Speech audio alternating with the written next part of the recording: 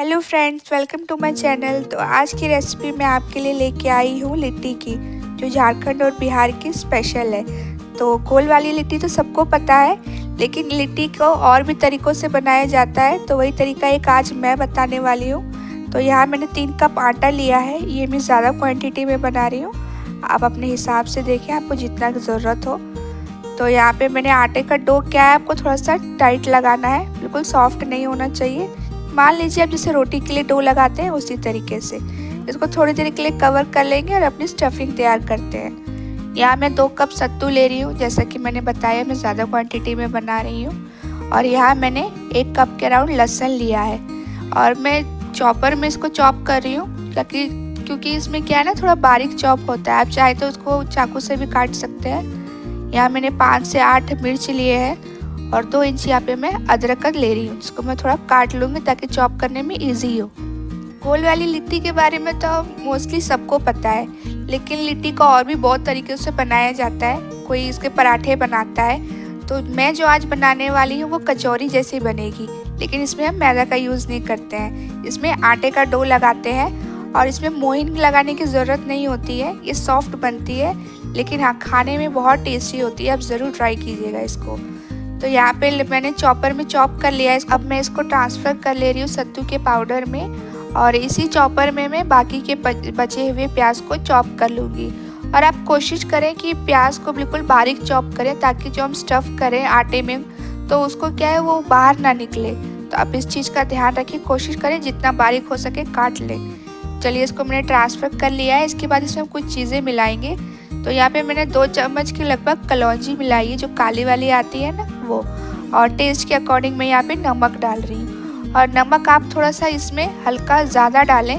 Test कर लें आप इसको बनाने के बाद, क्योंकि आटे में हमने नमक नहीं डाला है, तो इसमें हल्का सा तेज़ नमक रहेगा तो वो खाने में अच्छी लगेगी। इसके बाद मैंने यहाँ पे 2 चम्मच भर के अजवाइन डाला है, और आप ज़रूर डालिएगा, बहुत अच्छा टेस्ट आता है। और यहाँ पे 3 चम्मच के लगभग सरसों का तेल है, ये कच्चा तेल है, ये भी ज़रूर डालिएगा, इसी से बहुत अच्छा टेस्ट आता है। और यहाँ पे मैंने 2 नींबू के रस को निचोड़ के डाला है इसमें। मैंने जैसे पहले बताया है, मैं ये ज़्यादा क्वांटिटी में बना रही हूँ, तो इसीलिए इसमें ज़्यादा चीज़ें मैंने डाली है। और आप अपने हिसाब से देखिए आपको कितनी क्वांटिटी चाहिए। सभी चीज़ों को अच्छे से मिक्स करने के बाद इस तरीके से दोनों हाथों से इसको मिक्स करेंगे। इससे क्या है, जो हमारे सत्तू का मिक्सचर है वो थोड़ा सा बुरबुरा हो जाएगा। इसके बाद चलिए आटे को चेक कर लेते हैं। आटा भी यहाँ पे हमारा फूल गया है अच्छे से, और मैं यहाँ पे दूसरे साइड तेल चढ़ा दे रही हूँ गर्म होने के लिए। और यहाँ पे एक आटे की लोई लेंगे, इसको पहले अच्छे से हमको गोल कर लेना है, जिस तरीके से रोटियों के लिए करते हैं। और यहाँ मैंने थोड़ा सा सूखा आटा लिया है।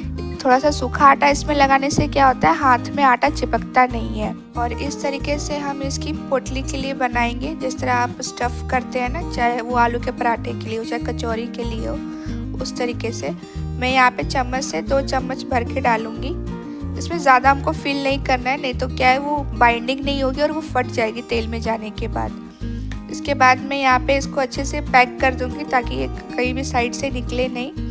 और आप जिस तरह कचौरी को हाथ से प्रेस करके उसको करते हैं, वैसे ही इसको करना है, इसको बेलना नहीं है आपको। इसी तरह हल्का सा प्रेस करते हुए आपको सारी इसकी स्टफिंग को बना लेना है। इससे ज़्यादा आपको पतला नहीं करना है इसको, जैसे कचौरी के लिए हम करते हैं सेम वैसा ही करना है। इसके बाद यहाँ पे मैं एक और करके दिखा दे रही हूँ आपको, ताकि आपको थोड़ा समझने में ईजी हो जाए। इसी तरह आपको बनानी है कटोरी शेप में। साइड की जो एडजेस है इसको आपको ज़्यादा पतला नहीं करना है। ये कटोरी शेप होने के बाद हम इसमें फिलिंग डालेंगे। और आप फिलिंग का ध्यान रखिए, आपको ओवर नहीं भरना है कि ज़्यादा रहेगा तो ज़्यादा अच्छा लगेगा खाने में, ऐसा नहीं करना है आपको।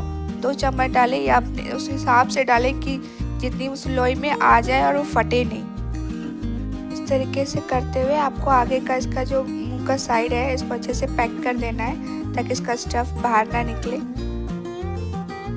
और इसी तरीके से हाथ को हल्का हल्का प्रेस करते रहेंगे, जैसे हम कचौरी के लिए करते हैं।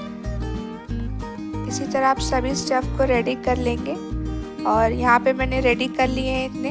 तब इसको फ्राई करने के लिए चलते हैं। तेल हमारा ज़्यादा गर्म नहीं होना चाहिए, नहीं तो वो क्या है, ऊपर से बिल्कुल ब्राउन हो जाएगा और अंदर फिर कच्चा रह जाएगा। मीडियम फ्लेम पे आपको रखना है इसको। और एक साइड जब हल्का सा आपको लगे कि हल्का फूल गया है, उसके बाद ही इसको पलटेंगे। एक साइड से जब अच्छे से सिक जाएगी तो इसको हम पलट देंगे और इसको हम दोबारा पलटेंगे नहीं, क्योंकि एक साइड अच्छे से सिक चुकी है। अब इसको मैं निकाल ले रही हूँ। तो यहाँ आप देख पा रहे होंगे कि हमारी जो कचौरी है अच्छे से सिक गई है। अब मैं इसको निकाल लूँगी। इसी तरीके से हम सभी पूरी को फ्राई कर लेंगे। और यहाँ पे मैं इसके साथ खाने वाली चटनी की रेसिपी आपके साथ शेयर करने वाली हूँ। यहाँ मैंने एक जार लिया है जिसमें मैंने 5 से 6 लहसुन डाले हैं और 1 कटोरी मैंने यहाँ पे पीली वाली सरसों डाली है। उसके बाद में मैं इसमें डाल रही हूँ 2-3 हरी मिर्च और 3 चम्मच धनिया के पत्ते डाल रही हूँ। और यहाँ पे मैंने आधा कप सरसों लिया था जिसको मस्टर्ड सीड्स बोला जाता है। इसको मैंने 1 घंटे के लिए सोक होने के लिए रख दिया था। अब मैं इसको भी इसमें ट्रांसफ़र कर ले रही हूँ और इसको हम पीस लेंगे। अगर आपको पीसने टाइम कुछ दिक्कत लगे तो आप इसमें थोड़ा सा पानी डाल सकते हैं।